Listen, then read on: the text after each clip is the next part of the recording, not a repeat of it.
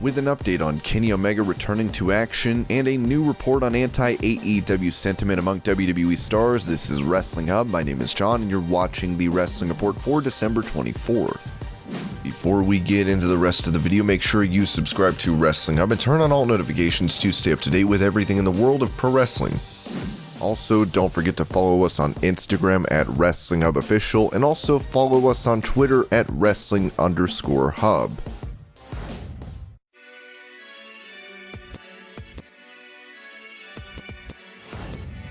Many have been critical of AEW due to their talent making a lot of references to WWE. On his Hall of Fame podcast, Booker T praised MJF for not taking shots at WWE. He's the smartest guy out there, bar none, as far as the situation goes. As far as the internet goes, making people buy into MJF. It is not a discussion about whether he can fly, or how good of a grappler he is, or anything like that. It's about MJF, and that right there is something uncanny for today's wrestling and the way younger guys go out there and do it. He could be trending for saying WWE sucks, and the guys there suck along with it. He could be easily trending for saying that. Some of these wrestlers actually think about their bank account, how much money they could make in this business. Some think this way, and MJF is literally the best to actually just make that statement right there. With MJF noting that he will go to whatever promotion offers him the most money when his AEW contract is up in 2024, it'll be interesting to see if he makes the jump to WWE.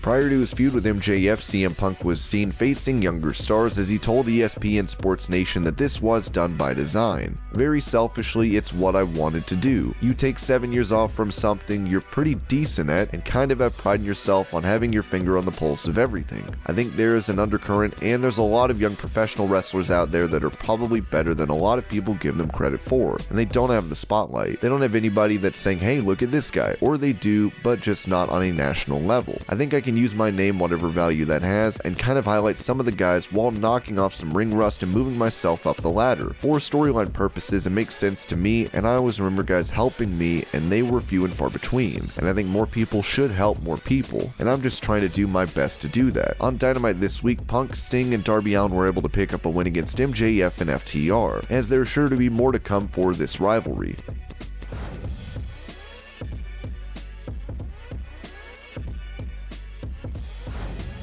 During that same interview, Punk named several AEW stars that he has been impressed with, saying there's so many, honestly, there's so many guys. I think the future of AEW is in such good hands. Most of the younger guys that we have that we're going to wind up spotlighting in the next 5 years or so are in their early 20s. Britt Baker, Hook, I mean, everyone seems to love Hook, and the guys had one match. I just think we take our time with our talents. AEW as a whole is still a baby, 2 years old, and we're going to be moving to TBS in the new year. That's a big step. And just taking time and fostering the new talent instead of just kind of throwing them out there and having a sink or swim attitude, I think helps. Daniel Garcia is a guy that I think is phenomenal. Powerhouse Hobbs, Ricky Starks, I'll forget so many people if I name them. I just think that the future is very, very bright.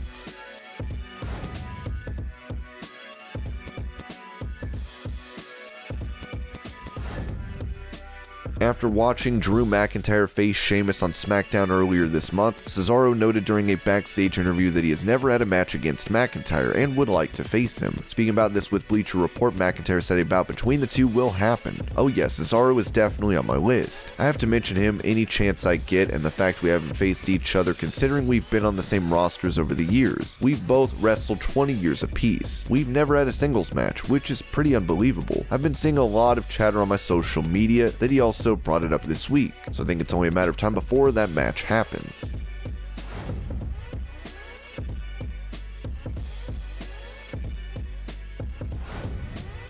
Britt Baker has been enjoying her reign as AEW Women's Champion as she recalled one of her matches from this year that stands out. She said her lights out unsanctioned bout from St. Patrick's Day against Thunder Rosa helped women's wrestling overall. I'm biased, but of course I believe that. And it's not because it was just a great match or it had cool stuff, or even the fact that it had the hardcore elements to it, but it just built such a strong foundation for the women's division. It added legitimacy to the women's division that was just so under fire. To say not only it was the best of our women's division or women's women's of wrestling, but all of wrestling, that's pretty freaking cool. That's something you dream of your whole life, having a match that people talk about. So to accomplish that this year, and in my opinion, I'm still pretty early in my career, so it's just really hyped me up to keep going and makes me really excited for professional wrestling and the future of women's wrestling in general. It turned a lot of people the other way to say, hey, wow, AEW's women, they really have something special there. You just have to give them a chance. That to me is the most important thing, that it was finally something positive and something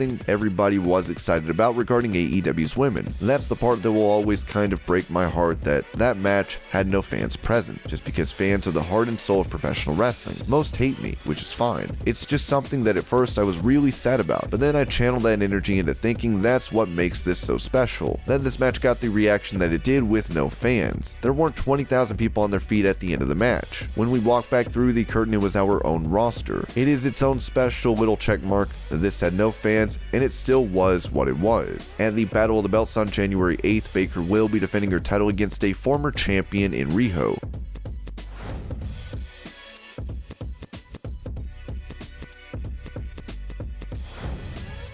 With AJ Styles and Omos splitting up during Monday Night Raw, it was reported that there are big plans for these two individually, as this has appeared to speed up this team falling apart. On Legion of Raw, former WWE writer Vince Russo took a shot at the booking of AJ Styles. I hate to say this, just the way they're doing these things, there is not enough of a build or anything for that matter. There just isn't enough of a story. There is not enough involvement to make anybody care. It needs to mean something. This is not AJ's fault, and neither is it Omos's. But I have to ask you, what have they done in this relationship to make me care about this breakup? There is no emotional attachment for me whatsoever. Okay, so we do this and next week's the match? What? With Styles and Omos set to face off on Raw next week, we'll have to see where these two stars go from here.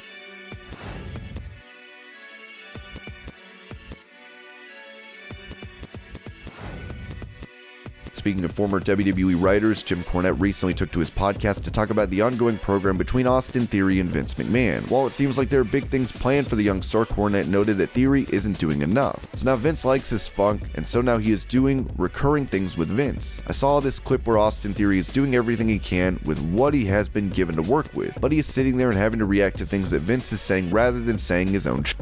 And therein lies the problem. He is just sitting there with Vince and nodding when Vince does what you are doing. You sound clearer than he does.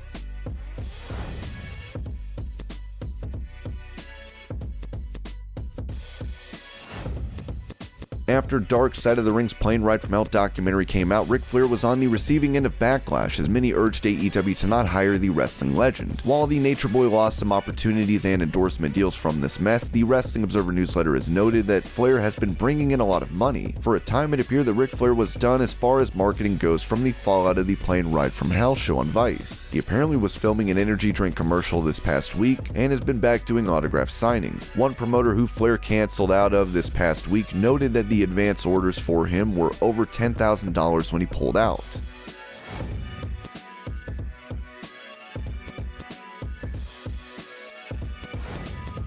Former WNBA star Lash Legend at her in-ring debut match for WWE aired on 205 Live on the 17th. While this should have been a big moment for Lash, Dave Meltzer would note that this bout did not go according to plan. I didn't see the match, but within the company and outside there was a ton of talk about the debut of Lash Legend, which aired on December 17th, 205 Live show in a match against Sarray, who would have been one of the most experienced women on the NXT roster. Even not seeing it there would be a huge size difference. Those who just saw the match on 205 Live noted how it may have been the worst match on a WWE broadcast this year, and it was back to ripping on the trainers and such. From internal sources, we were told it was one of the most edited matches before it aired, and it was described that they cut it down to 3 minutes of highlights, and it in that form was still the worst TV match for WWE this year. Legend would be the most accomplished woman athlete on the roster by a wide margin, although that doesn't mean her athleticism as a WNBA player, although short-lived, and college basketball star transfers to pro wrestling like the athleticism of a Belair or a Flair.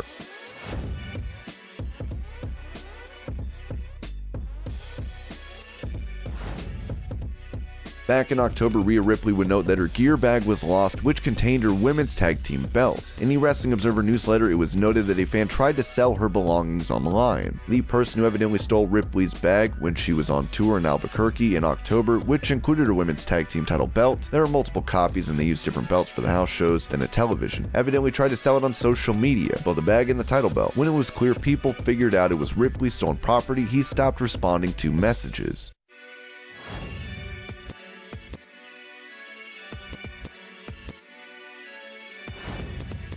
With AEW on the scene in the wrestling business, this has created a rift between fans and even talent in some cases between the new promotion and WWE. Touching on this topic, Sean Ross Sapp of Fightful refuted a previous report from F4W Online that stated WWE wrestlers saw AEW as a second-rate show. No, I've not heard any talent. I talk to a ton of talent every single day and I never hear that. I never experience that. I hear it a lot with management and people in the office and stuff, but I never hear it with talent.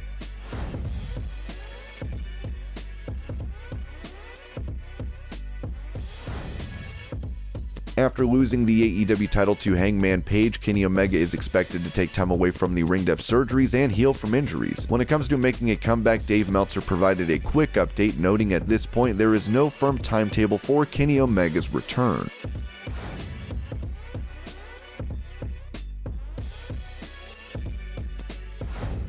With many celebrities selling their properties, the WWE chairman is no exception. Wrestle Purist recently noted that Vince McMahon's mansion in Greenwich, Connecticut is for sale for the price of $32 million.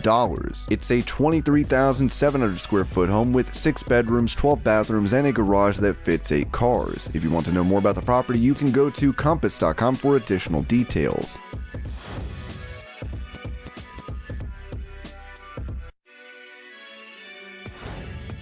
Following a number of fans tweeting about Tay Conti dating Sammy Guevara when the latter announced he had broken up with his fiancée, Tay is now taking to Instagram to send a message saying, "Can't kill my happiness." Tay deactivated her Twitter due to the rumors, as we wish her all the best.